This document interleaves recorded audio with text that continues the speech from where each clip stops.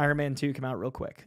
Superman does well. Man of Tomorrow comes out real quick, and Supergirl in the middle. This is such a DC confidence. Like, this shows so much like, hey, we're going to do this. Absolutely. It's interesting. I see a comment here in the chat from Inigo Bada saying, feels like James Gunn greenlights his projects without the same seriousness as the other projects. What do you guys think?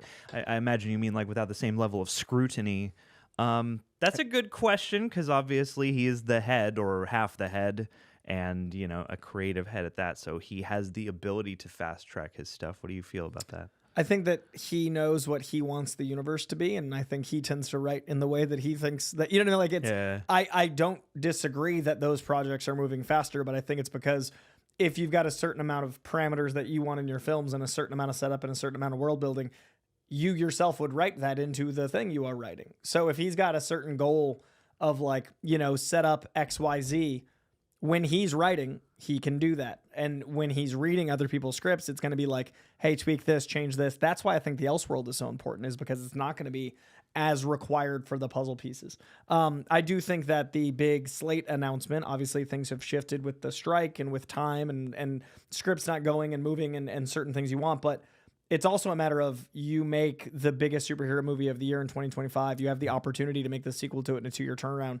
Do that. Yeah. And also move other projects along. But I don't know if it's quite as selfish as I don't know if he's implying the selfishness, but I do see how it would be advantageous to strike while the iron is hot on the things that are already working before even. And if he's the one writing it, then of course that's what's going to happen first. Yeah, it's like you want as much diversity within DC as you can get to cover as many demographics and stuff. But yeah, with the success of Superman, it would almost seem foolish not to, move straight ahead on a follow-up that is directly related to that with David Corenswet, with Nicholas Hoult, so that you can keep that momentum growing to bolster everything else that's coming in, and to give you some more latitude to have things that maybe aren't going to be quite as, tentpole, flagship gangbustery, for whatever conversation about how much Superman is made. It seems like it's made enough. Yeah.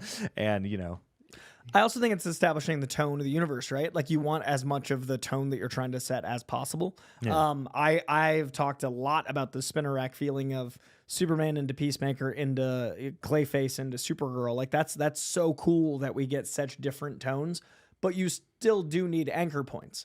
Iron Man and Iron Man 2 happened before Avengers, and that established Iron Man as a very important tone and piece of the puzzle. Captain America, Thor, we're going to need those elements coming in, but we still need to make sure we really make, the super part, which is so iconic to DC, that doesn't traditionally get as much time in the sun as Batman. Mm-hmm. I love Batman. He's my second favorite character, but this Superman has made me love Superman more than any other adaptation, save for Smallville, and that had 10 years of time to do it. This, I think, is really smart to show the Superman element of DC and really double down on that. So I like that, we get 3 in 2 years. I think it's really fun for DC to capitalize on their most flagship character that hasn't been a flagship character because of Batman being so popular. Yeah. I want Batman. I'm not saying no Batman. I'm just saying we're going to have multiple Batman. Yeah, and so do 2 Superman movies before you get two Batmans, I just think it's smart to...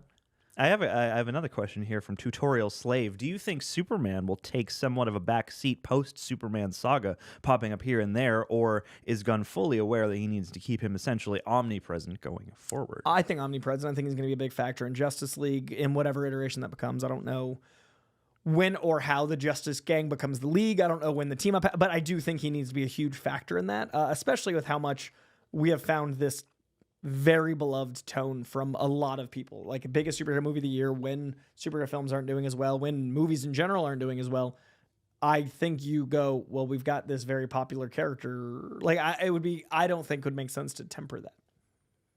Like, you wouldn't go, this is working, less of it. You gotta leave the people wanting more, Coy. So much so you never give them what they want. Shang-Chi too. Hey, Shang-Chi was one of the first comments on James Gunn's Twitter post. Yeah, the little thumbs up or whatever that was. Yeah. Oh, I want a Shang-Chi too for us and the people that love the character. But that's a great example of, like, it was working. Hey, Shang-Chi's working his ass off in What If Marvel zombies. True. And he's Ken. He's out there. That's true. He is a Ken. You know what? They See got a who's out there. good He's coterie of Kens. Yeah. Got him. They got Nchuti Gatwa. Yeah. Like, let's just get a Ken-verse spinoff. Like, I mean, I would love a Barbie sequel that's about Ken, but I Ken think gang. that would kind of validate many of its concerns let's in get universe. an Alan movie. Yes. Also, I see some super chats have already started to pop up. Thank you, guys. We will get to all of your burning questions shortly.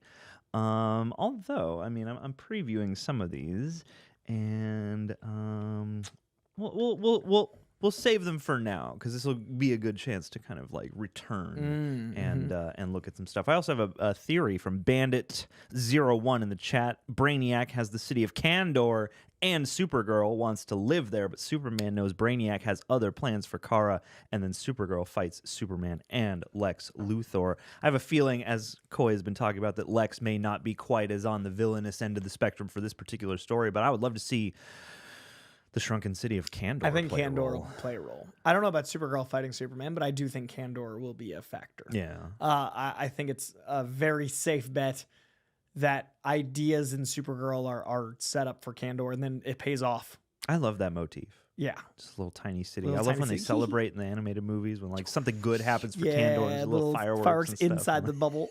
I also, I mean, like, if you think about it, zooming out, we're going to have a Superman movie a year after Supergirl. Damn. That's just so fast to think about. So what you set up in Supergirl can pay off so quickly. I love how fast this is. I'm very excited. All right. Well, save nothing for suspense. Just give it to us all right now, Jimothy. But it's a confidence thing. It's, people are going to probably argue like, well, I said take your time with Batman. But that's because they didn't feel they had the scripts done. Like the writers wanted time and they got it. This feels like the opposite. It feels like the script is where it wants to be. Make it quickly. So I think it's all very situational, but it shows different writing styles, different, plans for the universe and everything else. So the fact that we're getting Man of Tomorrow before The Batman 2, I'm excited for both projects, and I'm excited both got the chance to get what they needed. Yeah, absolutely. I don't think James Gunn would rush a film sequel to something unless he was very confident in the script. Oh, he said he's got like a 64-odd page treatment or something like that. And that was He's weeks ago. Yeah, just translating into his script now. So, I mean, he seems like a guy who really fleshes stuff out. I am curious because it seems like a movie that's going to involve two characters who are, known for their brilliant minds, so it has to be a really smart movie. And not to say that his movies of the past haven't been smart, but I feel like this context requires a leveling up of like the intricacy and the intelligence, as well as the spectacle and the emotion, which I think you would also need to get more of in sort of eyelining Lex Luthor. I also think it's a great opportunity because we just met so many characters to flesh them out more. Like, I've wanted more Daily Planet. I'm sure that'll be a factor, but we also don't have to origin everyone. Yeah. Like, there wasn't an origin. Hey, he's got a list of origins not to mess with anymore. And I like that. Like, I like that we've met them. Now we can just further their story, and we didn't need to see him become Superman. He was already Superman, but now we can keep going, pushing it forward. I would love more movies to have fast turnarounds when they feel they can. Absolutely.